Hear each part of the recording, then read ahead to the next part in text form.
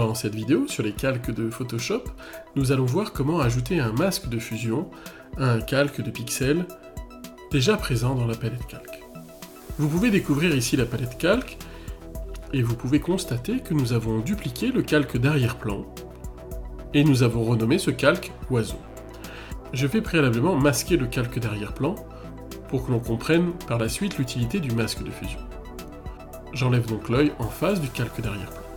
Si vous souhaitez ajouter un masque de fusion sur un calque de pixels, vous avez plusieurs façons de procéder. Peut-être la plus simple et la plus directe est simplement de sélectionner ce calque de pixels et d'enclencher en bas de palette calque ce bouton qui vous permet d'ajouter un masque de fusion. Nous voyons le masque de fusion arriver ici. Voici la première méthode. Je l'annule pour vous montrer les autres méthodes.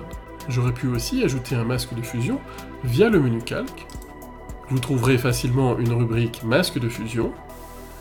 Et voyez ici que vous allez pouvoir ajouter un masque de fusion faisant tout apparaître. Le masque sera donc sur fond blanc. Ou un masque de fusion masque en tout. Le masque sera donc rempli de noir dans cette condition. C'est cette dernière option que je choisis. Vous voyez, j'ai bien un masque de fusion ici, qui est tout noir, et donc qui me cache l'intégralité des pixels. Parce que l'usage du masque de fusion est justement de vous cacher les pixels du calque de pixels, et pour cela, on va travailler avec la couleur noire ou la couleur blanche, et des niveaux de gris présents entre ces deux couleurs. Ce qu'il faut comprendre, c'est que le noir va cacher les pixels. Le blanc, au contraire, va lui laisser apparaître les pixels, et les niveaux de gris qui se trouvent entre les noirs et blancs, en fonction de leur force, vont plus ou moins cacher les pixels. Donc ici, j'ai un masque de fusion tout noir, les pixels sont donc cachés. Si je veux faire apparaître des pixels, je vais prendre pourquoi pas un outil pinceau. Cet outil pinceau, je vais faire attention de le régler avec la couleur blanche, et vous voyez maintenant, quand je peins en blanc, je vais retrouver les pixels qui étaient cachés.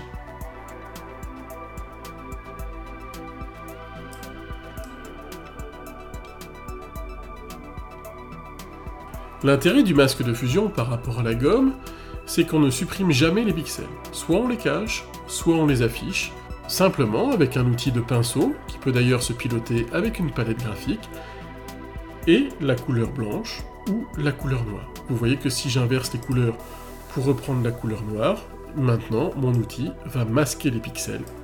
Et si je reprends la couleur blanche, je vais retrouver ici les pixels.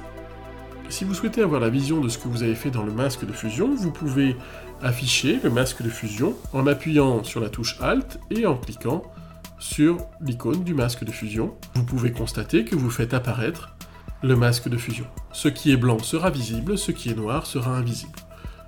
Pour retravailler directement en vision de vos pixels, il faudra bien recliquer sur le calque de pixels. Si vous souhaitez toujours travailler dans le masque de fusion, pensez bien à recliquer de nouveau sur le masque de fusion.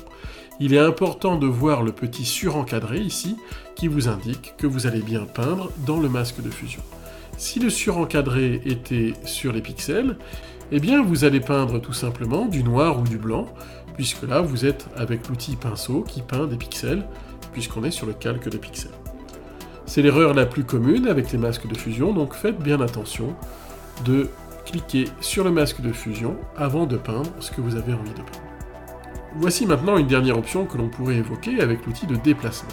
Si je prends l'outil de déplacement, je vais pouvoir déplacer les pixels et vous voyez finalement que le masque de fusion se déplace aussi en même temps que les pixels. Photoshop réagit comme ça puisque vous avez une liaison ici entre les pixels et le masque de fusion. Si pour votre production il est important de ne pas déplacer le masque de fusion quand vous déplacez les pixels, alors vous pouvez casser la chaîne en cliquant dessus.